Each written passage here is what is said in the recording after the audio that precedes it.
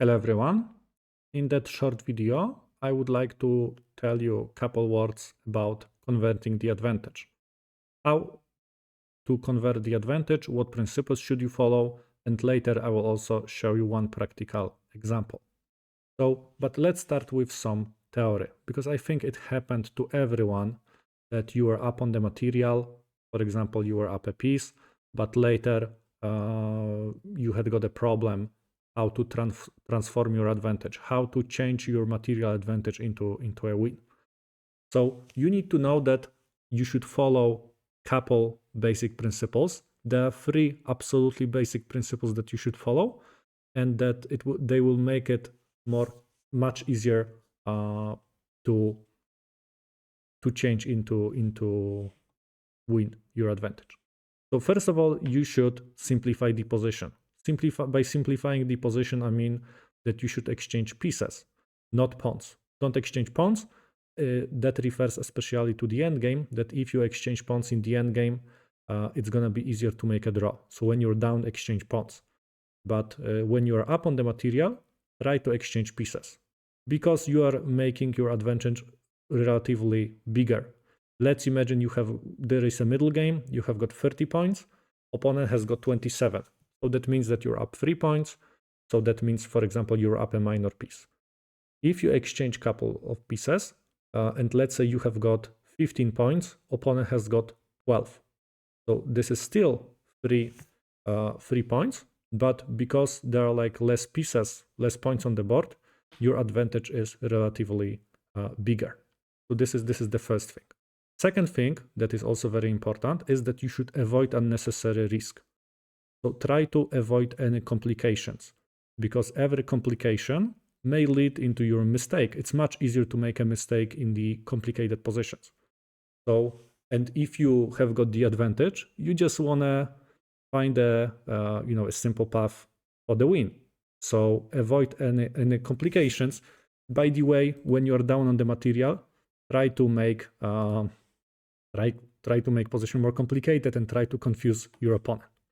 So this is the second thing, okay? And third thing, you have to be patient, because even if you have got a big advantage, that doesn't necessarily mean that you will win in the next 3 moves. Sometimes it takes like 20 or 30 moves to convert relatively big advantage, for example, a piece. So be patient, don't try to win too quickly. And remember about remaining 2 principles, which is simplify the position. So try to exchange pieces, not pawns, and also avoid unnecessary complications. So, okay, that was like a short introduction. So now you know principles. So now let me show you one practical example. That practical example from my game. Unfortunately, I was the side who were down on the material, but I have to admit that I really like the way my opponent was converting the advantage. It wasn't a random opponent. As you can see, it was Nepo, it was famous Nepo. I mean, we played that game like over 20 years ago. This is the reason why his rating was still not that big, but still, I think his technique, how did he convert the advantage, is still worth to watch. So let's start. This is the position when I was playing black. I lost a pawn. And let's start with a couple words about this position. Okay, so definitely white is up on the material. White is up a pawn. White has got pawn majority, 4 against 3 on the queen side. I would also say that white's position is white has got more space, and also maybe white's pieces are slightly more active. So definitely white has got a big advantage. My last move was rook e8. I played rook e8 with the idea to create an X-ray on the queen, because you see I'm down. I want to create some complications. So I was hoping that maybe I can play bishop d6. I can pin that bishop or things like that. And now let's take a look how did Nepo convert that advantage. His first move was queen c2. Of course, he realized what am I trying to do. So he decided to move queen away. you remember second principle, which was avoid every complication. So this is the first move. Okay, I decided to go knight d7 because position is more open and that bishop is more powerful than the knight. And of course, white's supposed to exchange, but white doesn't want to exchange strong piece for a knight that is definitely worse. So white moved bishop to c3.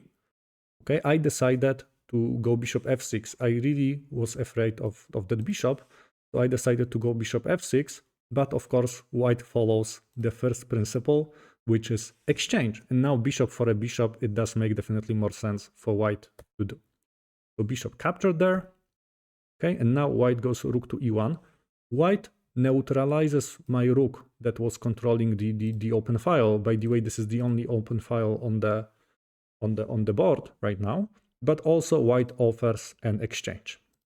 Okay, now I wanted to exchange some pawns. I also wanted to activate my queen. This is the reason why I played c6. But Nepo, of course, he followed second principle, sorry, the first one, exchange pieces but avoid pawn exchanges, and he pushed that pawn forward to d6. You can see that pawn this is the pass pawn also, and it's supported by pieces, so it will be probably later very dangerous. Okay, rook a d8, I have to take care of that pawn, and now white is bringing more pieces to support it, right? So white is up a pawn, and I have to say that pawn is pretty annoying. Okay, c5, okay, white is still bringing more pieces into the action, and I'm trying to attack that pawn. This is why I play rook e6, pawn goes to d7, rook goes to e7. At the first glance, that may look, because we both, I think, agree that that pawn is it's a pass pawn, but also it can be an overextended pawn. Pawn that is pushed a little bit too forward, that can be also, it can be also a weakness. But and you can see that I'm attacking that pawn at the moment 1, 2, 3, 4 times. You can see that it's for the moment it's protected only 3 times. So white decided to play rook e3 with the idea probably to bring another fourth defender of that pawn. And unfortunately, I cannot capture at d7 because after knight takes d7, probably knight takes, rook takes, and after all of those exchanges, takes, there is a famous back rank checkmate. So this is the reason why I couldn't take it. So I decided to play h6, and now my threat is real, because you can see that I have got a safe square for my king, so back rank checkmate is no longer a problem. But of course, white has got a time to bring rook behind. Right? You see, white doesn't go for any complications. White is just protecting that pawn. Just simple plan. Okay, now I decided, okay, I'm in the defense, so I have to find any plan. What can I do here? So I decided to move my knight to h7. My idea was to go knight f8. Knight from f8 is also attacking that pawn. And later I wanted to play f6. I wanted to remove the defender of that pawn. And later I wanted to take that pawn at d7. If I can do that, most likely, I have got a chance to make a draw. But of course, white played rook d6, and after knight f8, knight c6, fork. So white is increasing the advantage. White's advantage is going to be even bigger, because even if I will take this pawn, knight takes rook, rook takes here. Okay, so take a look. It took him like 13 moves to increase the advantage, and now white was up a pawn, now white is up an exchange. But principles that white's supposed to follow are exactly the same. White plays queen d5. Queen d5 offers an exchange, because the less pieces on the board, the better for white. Of course, I wanted to avoid it, so I played queen a6, and now he plays rook d8. And rook d8 is a very annoying move, because it's pinning my knight. You can see my knight at f8 is pinned, and later queen will come to a8, and white will put even more pressure on the pinned piece. So unfortunately, white, because of the threat, white forces me to play queen b7, and I have to exchange pieces. Of course, according to the first principle, white captures.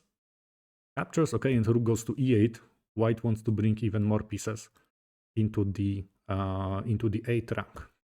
The only way for me to defend my knight is to play f6 and now rook f7. But now you can see that not only I'm down on the material, but also my pieces are very passive and my position is completely blocked. So now we have got the endgame. So white just wanted to follow one of the basic principles of the endgame, and white is activating the king, because in the endgame, king's safety usually is not that important. So white is playing h4. Also, the idea is to block my position even more. But main idea was to bring out the king. King is coming, king g7, king f4.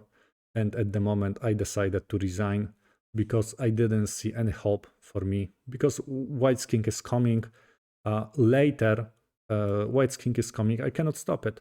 Even after king e5, I was afraid of exchanges, that white will just simply exchange and white will go into the pawn endgame and just completely winning pawn endgame for white. So you can see, I think it was a really nice example of that, how to convert the advantage. And you can see it wasn't something that happened in 3 moves. It took to Nepo like over 20 moves, but you can see that he followed those principles. He exchanged pieces. He was simplifying the position. He avoided any unnecessary risks, and he was also patient, right? Because even in the end game, he didn't win immediately. He was just slowly bringing the king, but of course, that was probably the best that white could do. So please remember about those principles. Okay, thank you very much for watching. Hope you enjoy and hope you learn and you will use those principles in your games. Thank you very much.